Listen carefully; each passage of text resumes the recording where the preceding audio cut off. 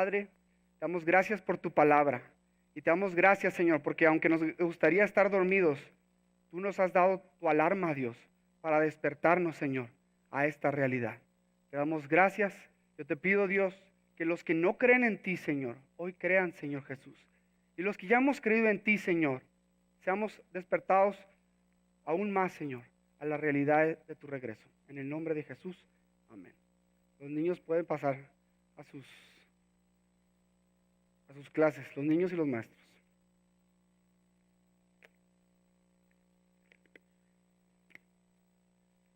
¿Quién le tiene miedo a un cuadro, a un león colgado en el cuadro de tu casa, no? O sea, una pintura de un león. ¿Quién le tiene miedo a eso? Pues nadie, porque hasta te puedes dormir enseguida de eso y no nada va a pasar porque no es real, ¿no? El lunes fui al zoológico con mi esposa. Ahí vimos a la pareja de leones, el macho y la hembra. Estábamos ahí viendo. E imagínate que por un momento me hubiera caído ahí en el pozo ese donde está el león y que yo estaría delante de esos dos leones. ¿Tú crees que yo actuaría diferente de el león que está colgado ahí en un cuadro? Obviamente, porque mientras en un cuadro de pintura yo puedo hasta dormir enseguida de ese león, ahí en la jaula con el león yo no podría dormir ni un segundo, estaría alerta, muy, muy cuidadoso. Y esa es la intención de Pedro en este pasaje con la iglesia, que la iglesia estuviera despierta ante la realidad que Cristo va a regresar y que no la viera como los falsos maestros, como un cuadro pintado en la pared que no es real. Entonces tenemos dos opciones. Ellos tenían dos opciones y nosotros también. Las dos opciones, la primera opción es, si la palabra de Dios es real, que yo estoy seguro que sí, y la venida de Cristo es real, que yo estoy seguro que sí, entonces nuestra forma de vivir debe de ser con tanta cautela y precaución y vivir de una forma que refleje eso, como si estuviéramos en esa jaula de león.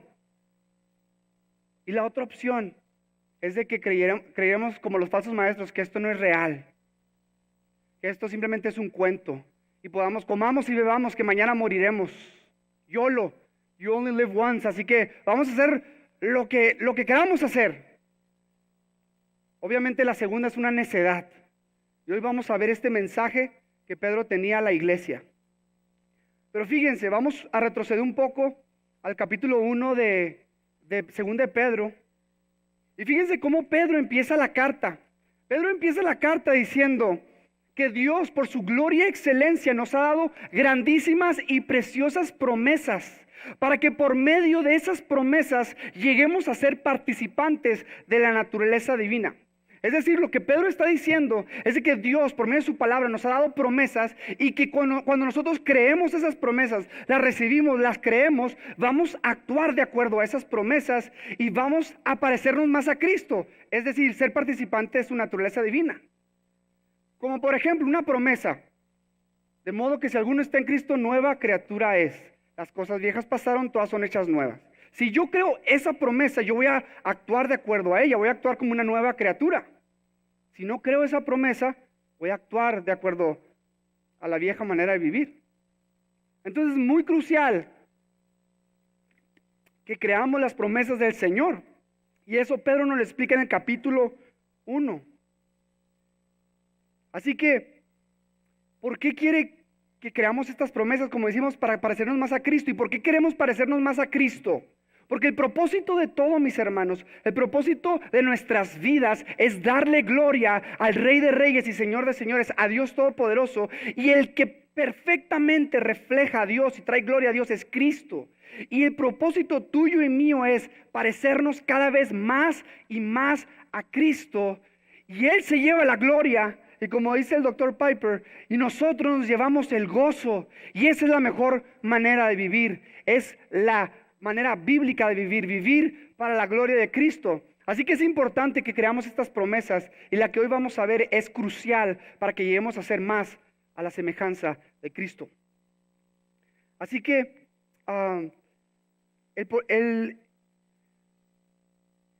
peligro que estaba en ese tiempo era de que Pedro sabía que había falsos maestros en las iglesias. La iglesia llevaba apenas unos 40 años de existencia, ya se había multiplicado por todo Asia, pero ya habían sido introducidos, los cuales hemos visto en las semanas pasadas, falsos maestros que estaban contradiciendo, que estaban negando, que estaban pervirtiendo las promesas de Dios en su palabra. Y el propósito de Pedro es de que crean esas promesas, pero tiene que quitar ese obstáculo de los falsos maestros para que crean las promesas. Entonces, por eso es bien crucial esta carta, porque esta carta nos quita, es como, imagínate, ¿tú tomarías una agua con una mosca muerta ahí? Pues no, ¿verdad? Para tomarte el agua, tienes que primero quitar la mosca y, bueno, suponiendo que es la única agua que tiene, la hierves, la hierves muy bien, le pones ahí cloro y luego ya te la tomas, ¿no? Entonces Dios nos ha dado promesas, pero si están siendo contaminadas con las moscas muertas de los falsos maestros, lo que Pedro quiere hacer es quitarla y que podamos tener la puritita promesas de Dios. Así que vamos a empezar en el texto. El propósito de Pedro, despertar las limpias mentes acerca de la venida. En el verso 1 y 2 vamos a leerlo, mira lo que dice. Amados, esta es la segunda carta que os escribo, y en ambas despierto con exhortación vuestro limpio entendimiento, para que tengáis memoria de las palabras que antes han sido dichas por los santos profetas, y del mandamiento del Señor y Salvador dado por vuestros apóstoles. Fíjate, ese propósito, escribió 2 cartas Pedro para despertar a la iglesia. Dice, en ambas las he escrito para despertar con exhortación vuestro limpio entendimiento. Veamos esto, mis hermanos, que o sea, tú pensarías, fíjate lo que dice en el texto, vuestro limpio entendimiento. Pedro quería hacer un contraste que estaba hablando a los creyentes que ya tenían en la mente limpia, que ya habían sido regenerados, que ya habían nacido de nuevo. En contraste con los falsos maestros, los no creyentes que tenían la mente sucia. Entonces, es necesario, mis hermanos, hablar a las mentes limpias. Y es necesario primeramente tener una mente limpia. Mira lo que dice 1 Corintios 2:14. Dice, pero el hombre natural no percibe las cosas que son del Espíritu de Dios, porque para él son locura y no las puede entender, porque se han de discernir espiritualmente. Aquí Pablo le escribe a los corintios y les dice que el hombre natural, el hombre que no ha nacido de nuevo, el hombre que no ha experimentado a Cristo, que no está lleno de su palabra, ese hombre es el hombre natural que no percibe las cosas del Espíritu, no puede entender. La gente sin Cristo, y tal vez hay gente aquí sin Cristo que dice, híjole, yo de plano, yo no creo lo que están diciendo aquí o en la Biblia, yo no entiendo absolutamente nada, ¿sí? Y es probable que puedas tener la mente natural y todavía no has tenido la mente espiritual. Entonces, es necesario tener esa mente y Pedro está hablando a los que tienen la mente limpia. Es como, por ejemplo, una vez que fui a un país donde hablaban francés y me acuerdo que yo quise practicar mi francés de la prepa y le dije, où est la Torre Eiffel? Y según yo, ¿dónde está la Torre Eiffel? Pero este hombre, pues ya me contestó como si yo supiera francés, 5 minutos, y yo me quedé así. Ahí me di cuenta que los 4 años de francés no sirvieron para nada. Porque cuando te hablan en otro idioma, pues no entiendes, ¿no? Y así pasa cuando no has tenido la mente limpia, es como si te hablan en otro idioma. Tú te quedas, no entendí nada. Y es muy probablemente porque no has nacido de nuevo. Así que, hermanos, no hermanos, si no has nacido de nuevo, esté consciente de eso y busca hoy al Señor para que puedas entender estas cosas, ¿sí? Pero también fíjate que dice que a los que tienen limpia la mente, no nomás los deja tranquilos Pedro diciendo, ustedes ya la tienen la mente limpia, ya van a entender todas las cosas. Fíjate lo que dice, que escribió esa carta ¿para qué? Para despertarlos con exhortación. Pedro sabía que aunque somos creyentes, que aunque la iglesia es la que le estaba escribiendo y nosotros somos creyentes, es necesario que constantemente nos estemos recordando con la palabra, con exhortación. Miren lo que dice Hebreos 3:13. Miren lo que dice este pasaje. Dice, Hebreos 3:13. Antes exhortaos los unos a los otros cada día, entre tanto que se dice hoy, para que ninguno de vosotros se endurezca por el engaño del pecado. Si Pedro escribió estas dos cartas para despertar a la iglesia, necesitamos entender que como seguidores de Cristo necesitamos ser despertados, estimulados, porque tendemos a olvidarnos. Como dice una frase, ¿no? Oveja aislada, escena de lobos. Y yo lo he visto vez tras vez, mis hermanos. Vez tras vez lo he visto. Gente, hermanos que tal vez llegan después de que empiece el servicio, se salen antes con la razón de que no quieren saludar a nadie. Tal vez no vienen en las reuniones de grupo de casa o las reuniones de oración o en las reuniones de hombres, porque quieren cumplir con venir el domingo, pero no quieren estar en un contexto donde estén exhortados por los hermanos para ser despertados a la realidad de la palabra. Y mis hermanos, yo te quiero hablar que si tú eres alguno de esos que crees que con solo venir el domingo estás cumpliendo, aquí nos muestra que no. Porque necesitamos estar en un contexto donde nos estamos exhortando mutuamente. Y aquí dicen Hebreos, cada día. Y gracias a Dios que existe el WhatsApp, ¿no? Porque cada día pues no nos vemos, ¿no? Pero podemos estar animando mutuamente todos los días en oración, mandando versículos, hablándolos la palabra.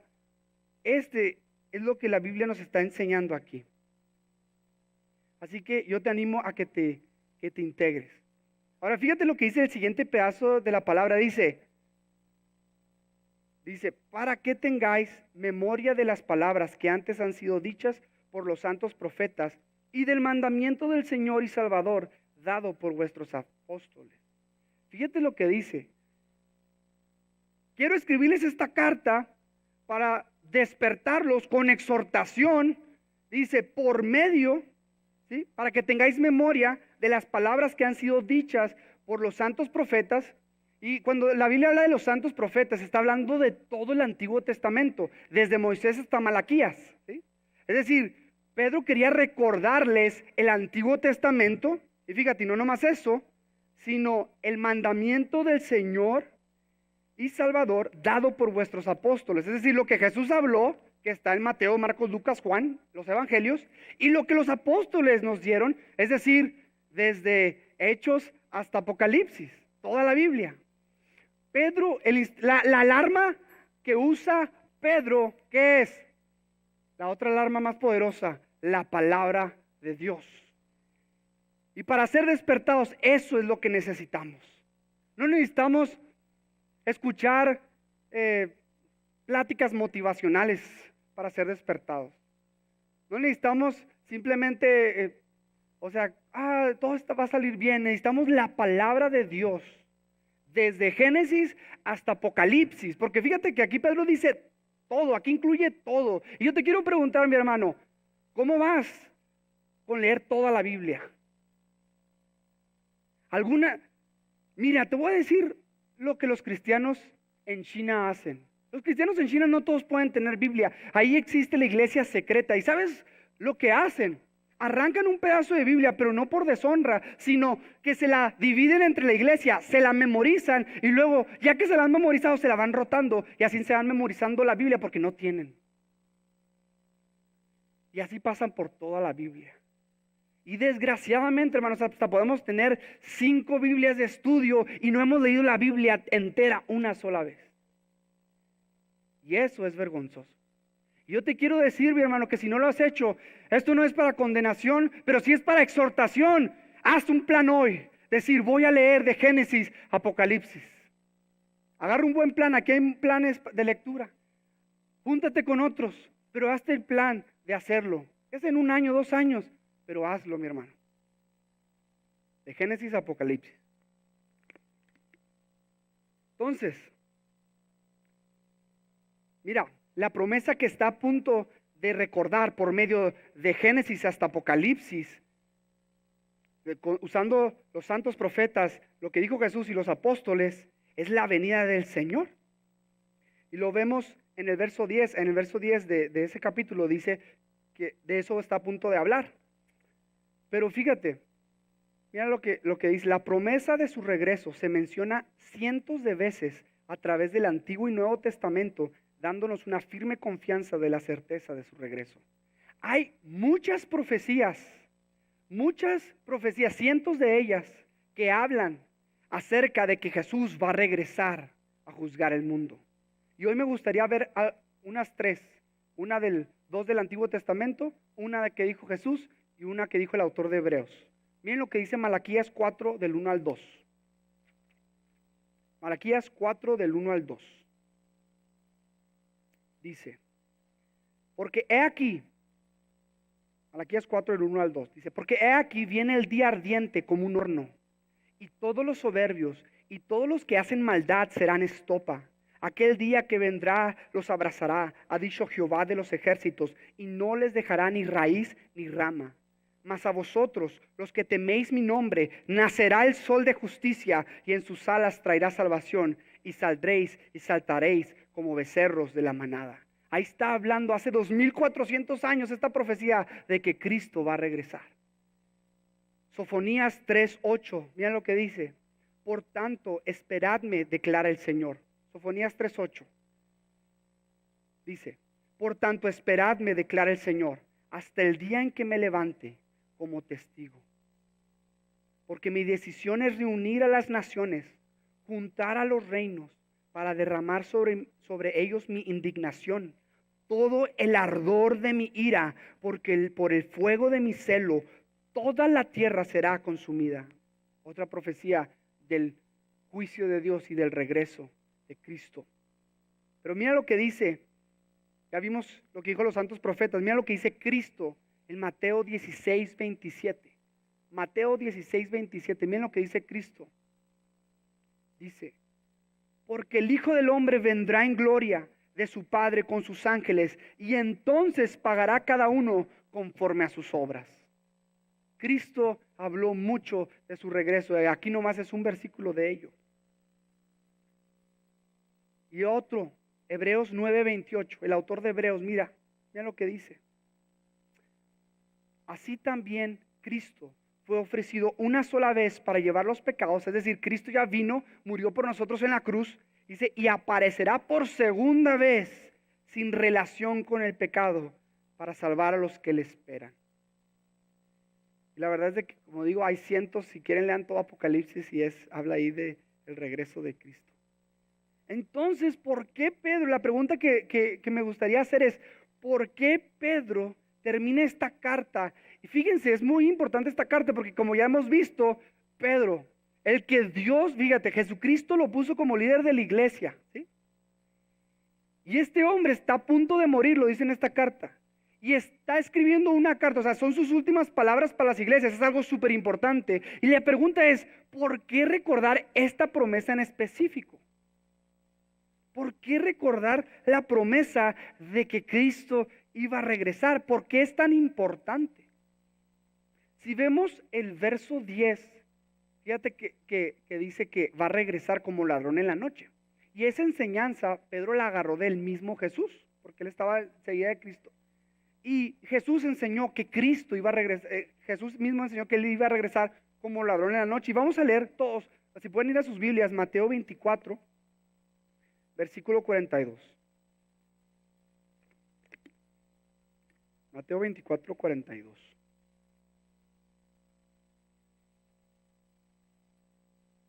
Dice, Mateo 24, 42.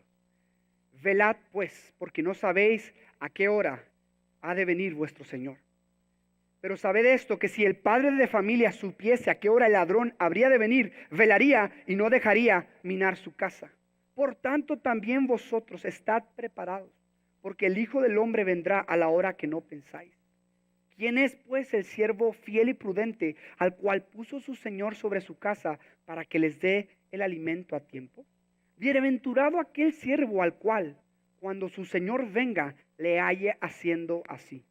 De cierto os digo que sobre todos sus bienes le pondrá. Pero si aquel siervo malo dijera en su corazón, mi Señor tarda en venir, y comenzare a golpear a sus consiervos y aún a comer y a beber con los borrachos, vendrá el Señor de aquel siervo en día que éste no espere y a la hora que no sabe, y lo castigará duramente y pondrá su parte con los hipócritas. Ahí será el lloro y crujir de dientes. Volviendo otra vez a la película de Home Alone y la de mi pobre angelito, ¿se acuerdan, no? Que este niño, el Macaulay Culkin, que se entera de que los ladrones, 2 ladrones van a entrar a su casa a asaltar. ¿Y qué hace? ¿Se duerme? No, toda la película se prepara porque van a venir estos ladrones a asaltarlo. Y Cristo dice casi lo mismo, dice que Cristo vendrá como ladrón en la noche. No significa que Jesús es un ladrón. ¿El ladrón quién es? Satanás. Pero es una analogía para mostrar que Cristo va a regresar cuando menos lo esperemos. Y así como si te dijeran, en esta semana va a venir un ladrón en la noche a robar tu casa, ¿a poco pudieras dormir? No. Hablarías al 911, te prepararías ahí, estarías listo ahí en la puerta, ¿no? No podrías dormir, porque no sería como un cuadro pintado, sería como si estuvieras en la misma jaula del león.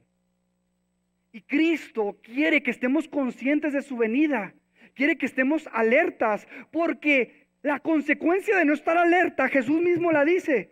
¿Qué pasa con la gente que pierde la noción de que Cristo va a regresar? Y normalmente nosotros, hermanos, tendemos a perderla. Y por eso Pedro quería recordar a la iglesia. Y por eso este mensaje es despertarnos, para que nosotros recordemos su venida, que pronto está por venir. Y eso cambia nuestra manera de vivir. Mira lo que pasó con los que dijeron, tarda mucho. Mira, mi Señor tarda en venir. Comenzaré a golpear a sus consiervos y aún a comer y a beber con los borrachos. Qué curioso, ¿no? Que habla específicamente de los borrachos.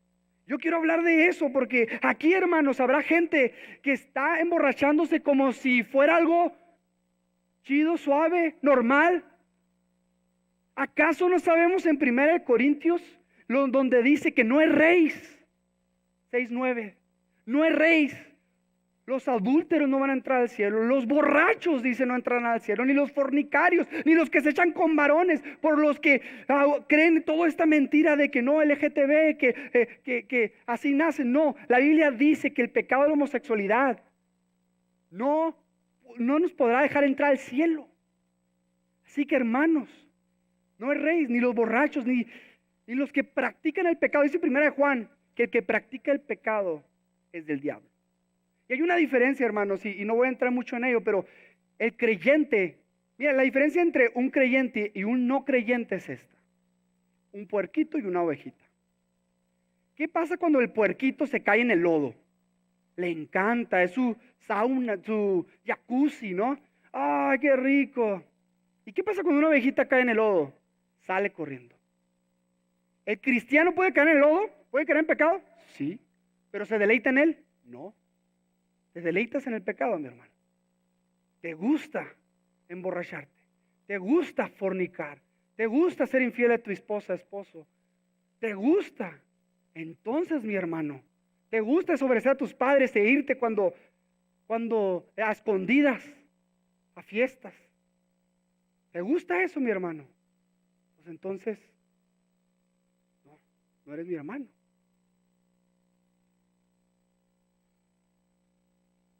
Eso es lo que Cristo dijo. Tenemos que estar, porque mira lo que dice el versículo 11 de la segunda carta de Pedro, capítulo 3, versículo 11. Mira lo que dice. Cuando termina de dar toda esta promesa, dice: puestos que todas estas cosas han de ser desechas, ¿cómo no debéis vosotros andar en santa y piadosa manera de vivir? A la luz de la venida de Cristo, ¿cómo no puede eso cambiar nuestra forma de actuar? No podemos seguir igual. Por eso la importancia de estar conscientes del regreso de Cristo y no decir, ya ha tardado mucho. Esta palabra nos afecta para que vivamos en santidad y una vida piadosa, una vida que se parece a la de Cristo. ¿Cómo? Buscándolo, orando, teniendo comunión con Él. Dice la Biblia en Juan 15 que fuera de Él nada podemos hacer. leyendo la palabra como les dije ahorita, siendo un esposo que ama a su esposa como Cristo amó a la iglesia, que la cuida, que la protege, que es líder en el hogar, que busca que sea discipulada. Una esposa que respete y se somete a su esposo, hijos obedientes, empleados que son diligentes y que no roban, creyentes que están haciendo discípulos, que comparten el evangelio, que cuidan a los otros creyentes, que se preocupan por ellos, que buscan primero el reino de Dios y su justicia. Sí, hermanos, parezcámonos más a Cristo, conociendo más a Cristo. Así que es de suma importancia esta promesa, a tal grado que escribe toda una carta para recordarles y despertar con esta promesa. Pero Pedro sabe que hay burladores que están atacando esta promesa. Y de hecho en el capítulo 2 nos muestra cuál es la conducta de estos que se burlan. Perversa. ¿Por qué? Porque como no creen que Cristo va a regresar, la niegan, la distorsionan. Y como no creen, pues viven como quieren. Pero Pedro va a dar unos argumentos. Mira, quiere advertir a la iglesia de aquellos que se burlan del regreso de su venida. Y luego va a dar 3 argumentos para defender que sí es. 4. Así que primero vamos a ver en el versículo 3 cuál es el argumento vamos al versículo 3 y el 4. Vamos a leerlo. Dice, sabiendo primero esto. 1 Pedro 3 y 4. Sabiendo primero esto, que en los postreros días vendrán burladores andando según sus propias concupiscencias. Y diciendo, ¿dónde está la promesa de su advenimiento? Porque desde el día en que los padres durmieron, todas las cosas permanecen así como desde el principio de la creación. Pedro dice, fíjate lo que dice, sabiendo primero esto, a lo que se refiere es, sobre todo esto, o sea, esto es de primera importancia, que en los últimos días vendrán burladores. Ahora, cuando la Biblia habla de últimos días, se refiere a desde que Cristo vino y hasta que Cristo regrese. Así que desde hace 2000 años estamos en los últimos días. Y en esos últimos días vendrán burladores, gente burlona. ¿Y acaso no han escuchado? Yo lo he escuchado. ¿Y acaso tú no has escuchado gente que dice, no que Cristo iba a venir para el año 2000? Tantas veces que dicen que va a venir y no viene. Y aún hermanos que alguna vez les ha entrado la duda, ¿no? ¿En serio vendrá Cristo? Dice Cristo que vendría pronto y ya pasaron 2000 años.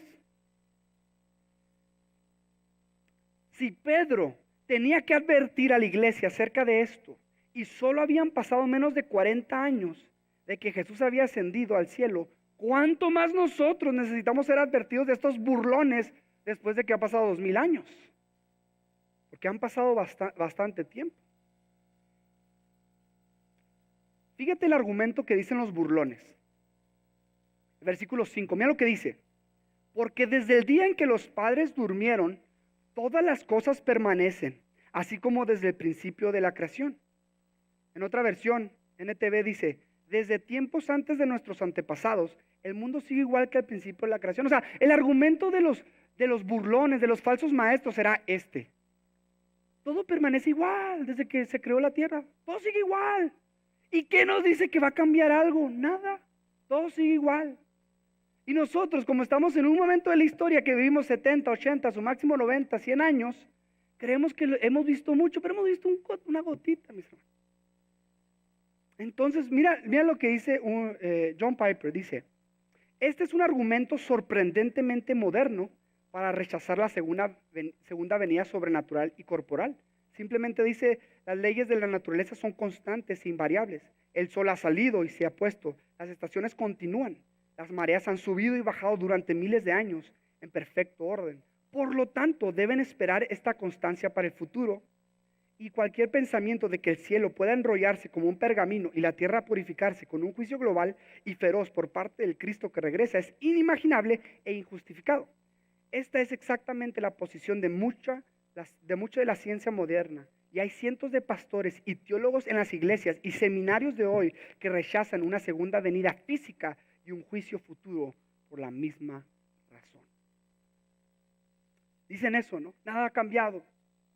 todo va a venir, nada va a cambiar. Y yo, siendo honesto con ustedes, mis hermanos, yo he pasado por tiempos de debilidad y a mí sí me ha entrado esta duda: ¿vendrá Cristo? Y si eres honesto, tal vez a ti te ha pasado, tal vez algunos no, pero algunos dicen, ¿vendrá? Y lo que Pedro está a punto de decir, estos 4 argumentos fuertes, sólidos, firmes, porque es la palabra de Dios, me han mantenido en la fe.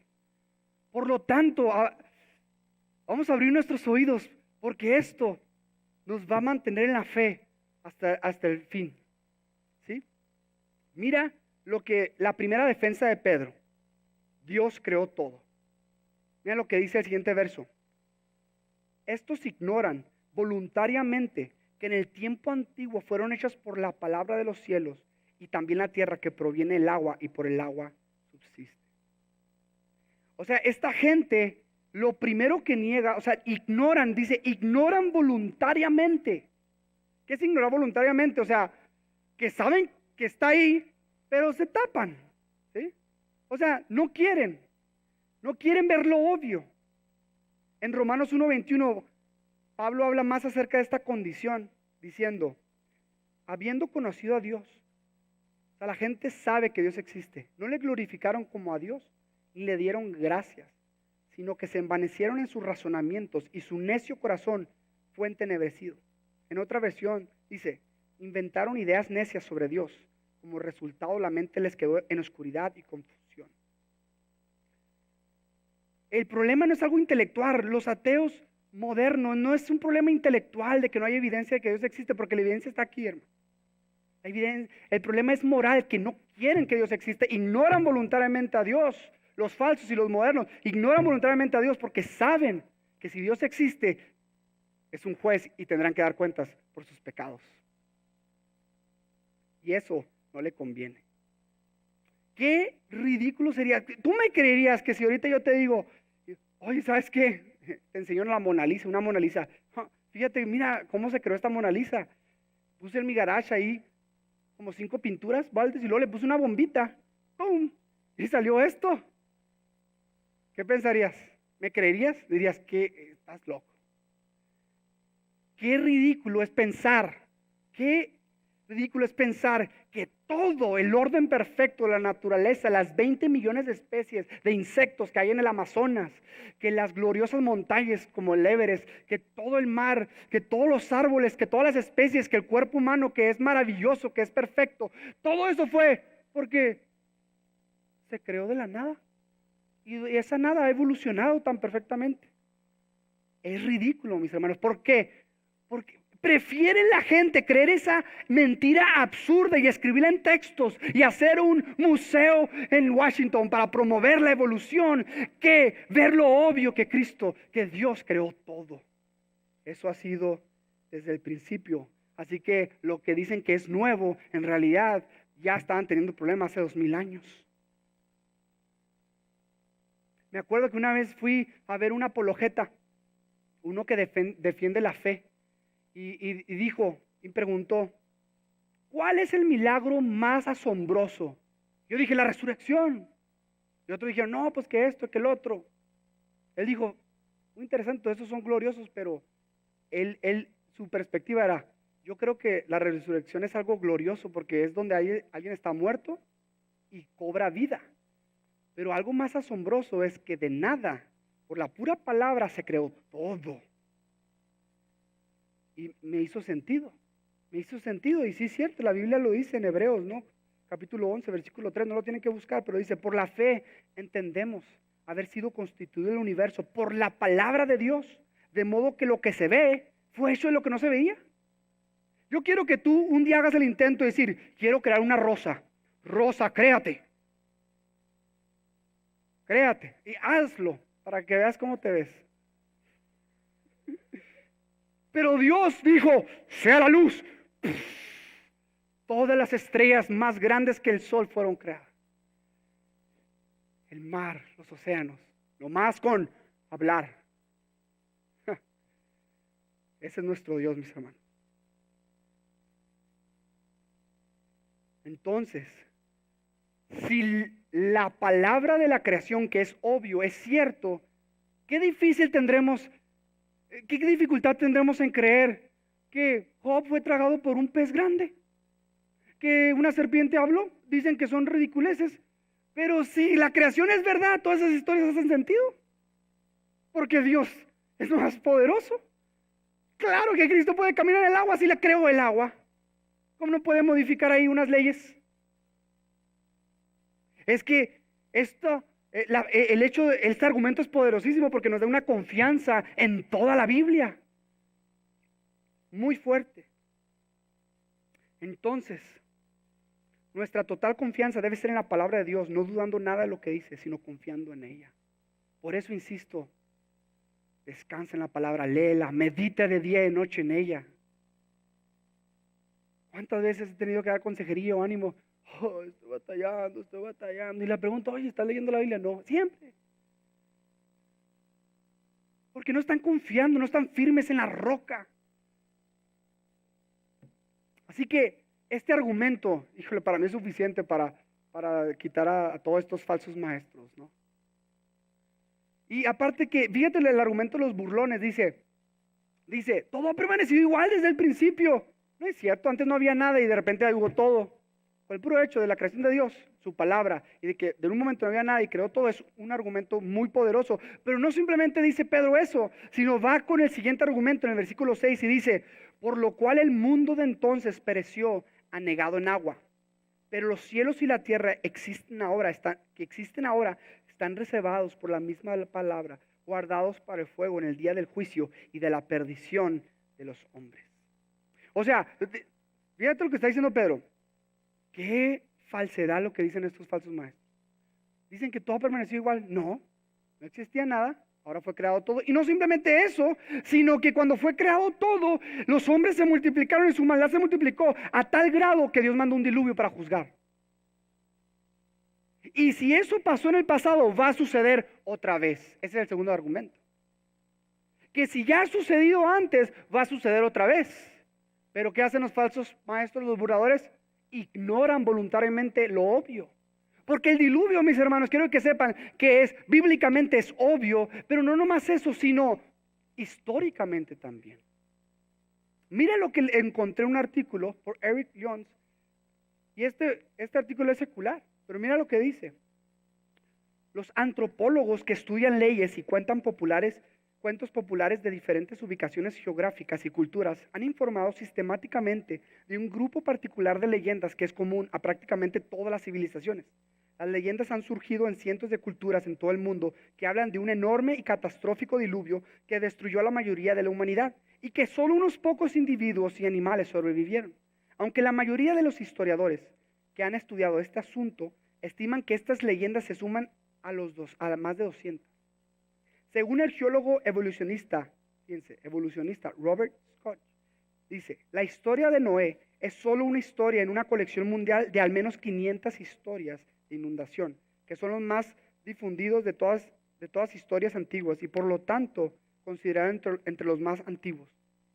Scott continuó observando, las narrativas de una inundación masiva se encuentran en todo el mundo. Las historias de un gran diluvio se encuentran en cada continente habitado y entre una gran cantidad de grupos lingüísticos y culturalmente diferentes. Fíjense, se hizo un estudio de 200 historias de todo el mundo de diferentes lugares. Fíjense, había en China, Babilonia, están estas historias, en México, en Egipto, en Sudán, en Siria, en Persia, en India, en Noruega, en Gales, en Irlanda, en Indonesia, en Rumanía, etcétera. Y fíjense, nomás para que vean, si pueden poner la presentación ahí, nomás para que vean. De 200 historias que han estudiado, 95% de esas historias dicen que el diluvio fue mundial. El 88% dice que fue una familia la que se salvó. El 70% dice que se salvó en un bote. O sea, 200 historias concuerdan que se salvó, 67% concuerda que se salvaron animales. El 66% concuerdan que fue a causa de la maldad. O sea, más de 100 historias. El 66% dice que fueron prevenidos por alguien. El 57% dice que el bote quedó en una montaña. El 37% dice que mandaron aves. Y el 9%, que más o menos son 20 historias, dice que se salvaron exactamente 8 personas. Entonces tenemos la Biblia como suficiente evidencia, pero también tenemos la historia que nos da la evidencia de que el diluvio fue real, y estos falsos lo negaban lo que era obvio. Y en la actualidad, mis hermanos, hay muchos falsos maestros y que niegan cosas de la Escritura. Tal vez no niegan la venida del Señor, tal vez sí, pero niegan otras cosas y son selectivos en sus temas cuando van a predicar. Nomás predican lo que les conviene o lo que quieren. Si quieren tener dinero, ¿qué predican? Dinero. Si quieren ellos hacerse ricos, si quieren ellos, si ellos están viviendo en adulterio, ¿van a hablar del pecado? No. Así que cuidémonos también de aquellos predicadores que ignoran voluntariamente. Pero no solamente ellos, hermanos, a veces nosotros hacemos lo mismo. Ignoramos voluntariamente cuando leemos la palabra, somos selectivos, ¿sí o no? Nos encantan las promesas como, aquí yo estoy con vosotros todos los días hasta el fin del siglo. Amén. Y hasta lo tienes y te lo sabes y lo dices. Pero, ¿qué dice un versiculito antes? Vayan y hagan discípulos a todas las naciones. No se puede romper eso, ¿no? El privilegio con la responsabilidad.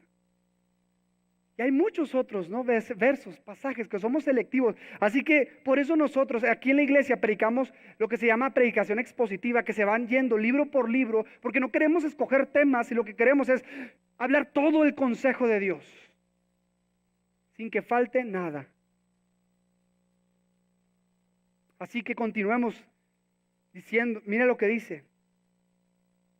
No simplemente, la evidencia del diluvio no solamente muestra que Dios tiene el poder para hacerlo, sino que lo hizo por juicio contra la maldad del hombre. Y si lo hizo en el pasado, lo volverá a hacer. Mira lo que dice el versículo 7. Pero los cielos y la tierra que existen ahora están reservados por la misma palabra, guardados para el fuego en el día del juicio y de la perdición de los hombres. Algunos recordarán que Dios le dijo a Noé, ya no voy a destruir la tierra con agua. Y vemos hasta la fecha el arco iris como pacto de que no va a destruir la tierra con agua, pero sí la va a destruir, mis hermanos, con fuego. Y eso no les conviene a los falsos maestros y a los pecadores. ¿Por qué no les conviene? Mira lo que dice 2 Corintios capítulo 5 versículo 10. Mira lo que dice 2 Corintios capítulo 5 versículo 10. Dice, porque todos nosotros debemos compadecer ante el tribunal de Cristo para que cada uno sea recompensado por sus hechos, estando en el cuerpo de acuerdo con lo que hizo, sea bueno o sea malo. A la gente que se burla de del segundo regreso de Cristo, o a la gente que aún viene a la iglesia y que no cree eso, no les conviene. ¿Por qué? Porque va a venir el juicio y dice aquí que nos va a juzgar por todo lo que hemos hecho. En otro pasaje dice, por todas nuestras palabras, por todas nuestras intenciones y pensamientos. No nos conviene porque en Romanos 2:5 dice que la ira se va acumulando. Dice, mas por causa de tu terquedad y de tu corazón no arrepentido, estás acumulando ira para el día de la revelación y del justo juicio de Dios. Cada vez que pecas, cada vez que ves pornografía, cada vez que desobedeces a tus padres, cada vez que haces lo que tú quieres y no lo que Dios te está diciendo, cada vez que te enfocas más en construir riquezas y no primeramente el reino de Dios y tu justicia, cada vez que eres infiel a tu esposo o esposa, cada vez que insultamos o criticamos, cada vez, dice la Biblia, que la ira se va acumulando para el día del juicio de Dios. Eso no le conviene a los falsos maestros y a los no creyentes. ¿Por qué? Porque va a ser horrible. Te preguntarás, ¿por qué juicio? ¿Que no Dios es amor? ¿Por qué juicio? ¿Por qué Dios tiene que castigar? No, Dios solo es amor. Porque Dios es juez justo, Salmo 7:11. y está airado contra el impío todos los días, porque tú también estarías airado contra el impío. Imagínate que fueras un juez y estuviera delante de ti un violador que mató a tu niño o niña. ¿Y qué harías? ¿Lo dejarías libre? No, ese hombre merece el castigo de la cárcel. Porque aún nosotros tenemos sentido de justicia, porque fuimos hechos a la imagen de Dios. Pero Dios, que es juez justo, no nomás ve las violaciones, ve las mentiras, ve los robos, ve los adulterios, ve la desobediencia, ve la negligencia, ve todo. Todo eso lo está viendo. Y está delante de Dios y va a hacer justicia por cada una de esas cosas. La ira se va acumulando. Mira lo que dice Jonathan Edwards. La gloria de Dios es el mayor bien. Es el fin supremo de la creación. Es de más importancia que cualquier otra cosa. Pero hay un modo mediante el cual Dios se glorificará a sí mismo, a saber, la destrucción eterna de los impíos, que glorificará su justicia. Entonces se presentará como un gobernador justo de este mundo. La justicia vindicativa de Dios se presentará estricta, puntual, asombrosa, terrible y por tanto gloriosa. El juicio de Dios muestra la gloria de Dios porque Él es justo.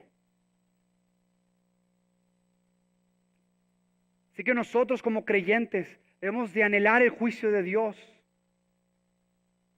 Dice, bienaventurados que tienen hambre y sed ¿de qué? Justicia. Porque ellos serán saciados. ¿Cuándo?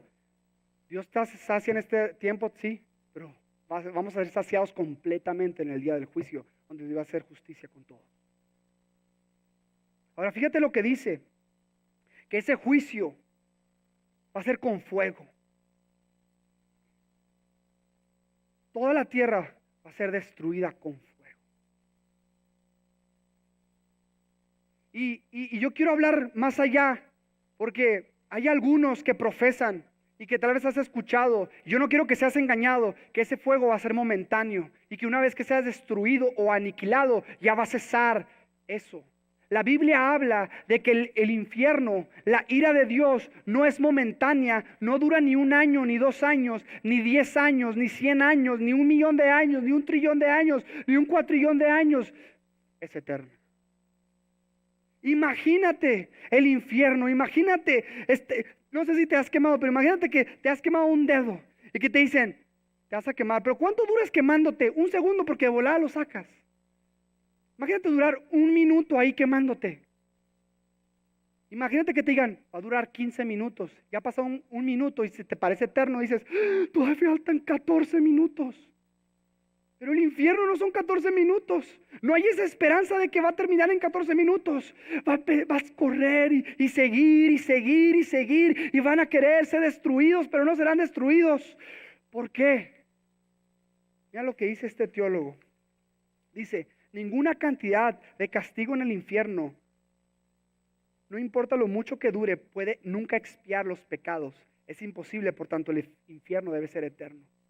Dios es eterno y hemos pecado contra un Dios eterno, entonces la consecuencia del infierno debe ser para siempre. Y esto, hermano, nos debe hacer despertar. ¿A dónde vas a ir? ¿A dónde vas a ir si hoy mueres? Hablábamos de nuestra hermana Patty, que estamos tan contentos porque ella no está ahí, ella está en el cielo. Y hubo fruto de ello. Pero te quiero decir unas buenas noticias, las mejores noticias, que al igual que Noé, que al igual que por la gracia de Dios ordenó a Noé que construyera un arca para que su familia fuese salva, de la misma manera Dios ha provisto una mejor arca, una salvación más grande, que no simplemente nos salva de ahogarnos con agua, sino de la condenación del fuego eterno. Es Cristo el mejor Noé, que no con madera, sino con su vida construyó una salvación gloriosa. Cristo, Dios encarnado, toda esa ira, todo el fuego que merecemos en ese día del juicio y por toda la eternidad, toda esa ira que justamente tú y yo merecemos, Cristo Jesús en la cruz del Calvario la recibió. Hace un par de meses, una vecina de nosotros falleció. Y falleció en una escuela elementary school, no sé si escucharon la noticia, donde un señor en vez de apretar el freno, apachurró el acelerador. Y ella, por salvar a los 3 niños que estaban ahí, se interpuso y recibió el choque y falleció, salvando la vida de esos 3 niños. Y es Cristo Jesús el que se interpuso entre la ira y el fuego que nosotros merecemos y el choque que merecíamos, y se interpuso para Él recibir todo y gritar: ¡Oh, consumado es! En esa cruz Jesús tragó toda la ira, recibió todo nuestro pecado sucio. Toda esa ira la recibió por amor a ti, por amor a su Padre, por amor a ti, porque de tal manera ha amado Dios al mundo, que ha dado a su Hijo unigénito, para que todo aquel que en Él crea no se pierda, mas tenga vida eterna. Cristo ya proveyó el arca, y no es un arca física, es su salvación en la cruz, y no quedó muerto porque Cristo ya pagó el pecado. Él no tuvo que estar en la eternidad en el infierno. En ese momento en la cruz Él pagó el infierno por nosotros, y al tercer día Cristo resucitó, mostrando que es Dios, mostrando que venció la muerte, mostrando que un día vamos a resucitar los que confiamos en Él. ¿Confías en Él? ¿Te has subido al arca de Cristo? ¿Te has arrepentido de tus pecados? ¿Cómo te arrepientes de tu pecado? Reconociendo tu pecado, viendo que has ofendido a un Dios santo, puro y recto, entristeciéndote por tu pecado, avergonzándote por tu pecado, confesando tu pecado a Dios, odiando tu pecado, apartándote de tu pecado, confiando solamente en la obra que Jesús hizo en la cruz. Porque ninguna obra que tú y yo podamos hacer, ni por venir mucho a la iglesia, ni por leer, ni por orar mucho, podemos ganarnos un segundo menos en el infierno. Pero la obra de Cristo Jesús lo completa todo, lo paga toda la eternidad. Y por eso, mis hermanos, es una salvación tan gloriosa. Súbete al arca, súbete al arca. Continúa. Y en el versículo 14, Pedro dice: por lo cual, oh amados, estando en espera de estas cosas, procurad con diligencia ser hallados por Él sin mancha e irreprensibles. Dios le está hablando a la iglesia, no a los no creyentes, sino a los santos, a los que han sido salvos, a los que han sido salvos eternamente, a los que están seguros en la salvación.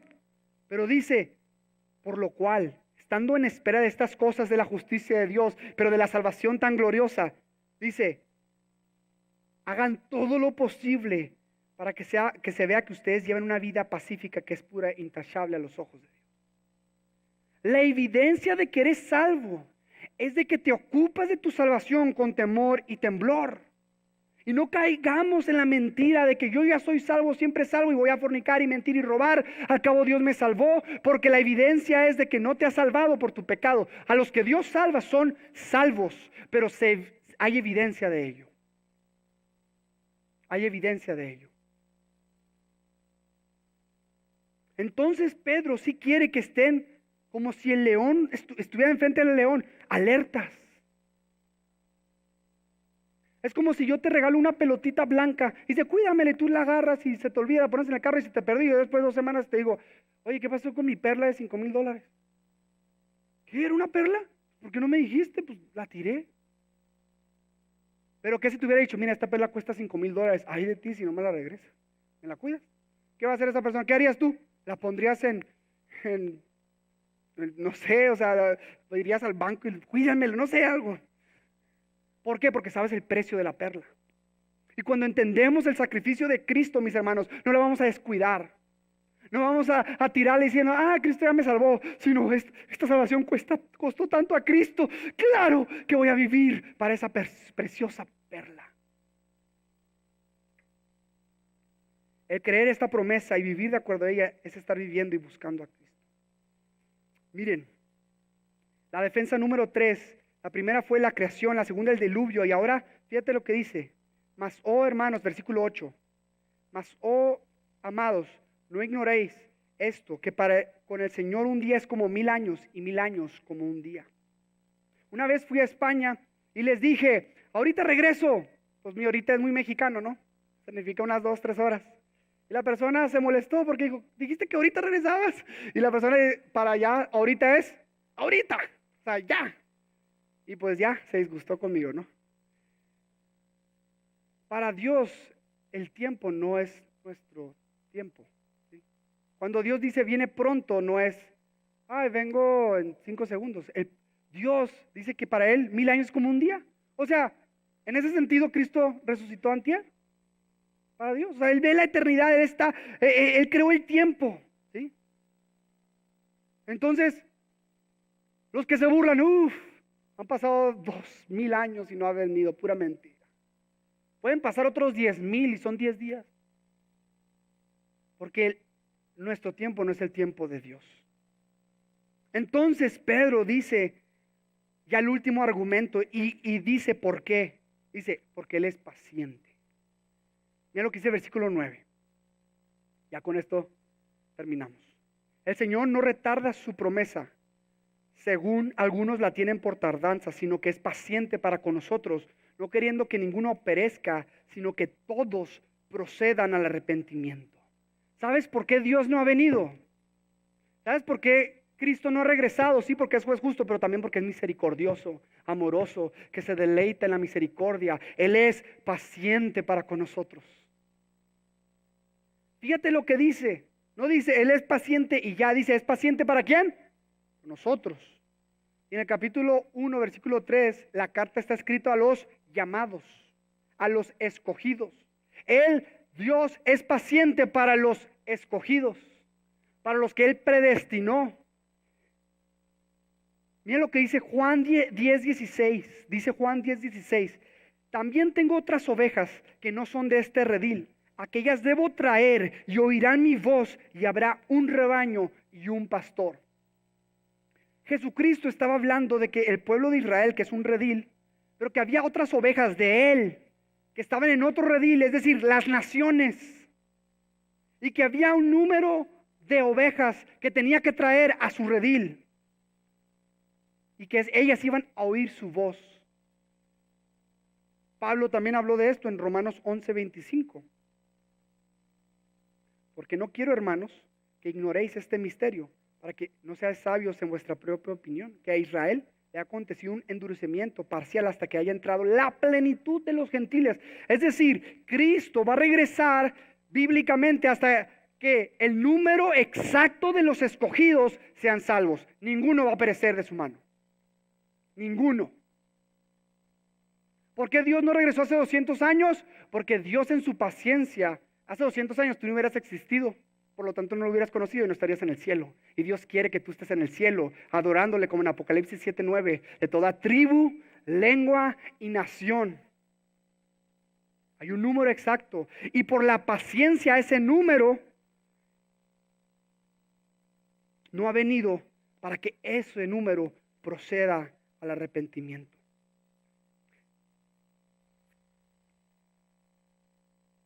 Quiero aplicar esto, hermanos, porque hay un número exacto que Dios ha esparcido. Dice Mateo 24:14, que el evangelio del reino será predicado en cada nación y entonces vendrá el fin. Entonces, para que Cristo regrese, que no sabemos cuándo va a regresar, puede regresar hoy mismo, ¿sí? De esto se trata la carta. Pero también estemos conscientes que hay una realidad donde dice que hay un número de escogidos en cada tribu, lengua y nación. Según los misionólogos dicen que hay 16,000 grupos étnicos. Otros dicen que hay más, otros dicen que hay menos. Pero se sabe, se cree que 7,000 de ellos aún no hay iglesia. No hay iglesia. Y qué gozo, hermanos, que nosotros, como dice el siguiente versículo, nos esperemos la venida del Señor y la apresuremos de tal forma. Mira, Dios ya estableció el día en que va a regresar. Nadie sabe, solo Él. Él es soberano. Pero Pedro está exhortando y animando a la iglesia a de que vivamos de tal manera que podamos traer a aquellos escogidos al arrepentimiento y fe en Cristo. Así que yo quiero también animarlos, hermanos, a que oremos como Lucas 10:2 dice, para que Dios levante obreros de esta congregación que van a ser discípulos de los escogidos en El Paso, Texas, en Estados Unidos y en las naciones. ¿Quién dice amén? Que de aquí puedan salir obreros que van a ir a llevar el mensaje del pastor para que las ovejas sean reunidas. Así que termino recordándolos, despertémonos, mis hermanos, como Pedro escribió esta carta, por medio de la palabra, recordando su venida, que Él viene pronto, para vivamos una vida santa, piadosa, alerta. Arrepiéntete hoy si no has creído en Cristo, y si ya has creído, está alerta y vive como si Cristo fuera a venir hoy mismo. Predica el evangelio a tus vecinos, a tus amigos. Y si aún no estás escondido en Cristo, entonces hoy refúgiate en Él, ven a Él. Despiértate, el regreso de Cristo se acerca.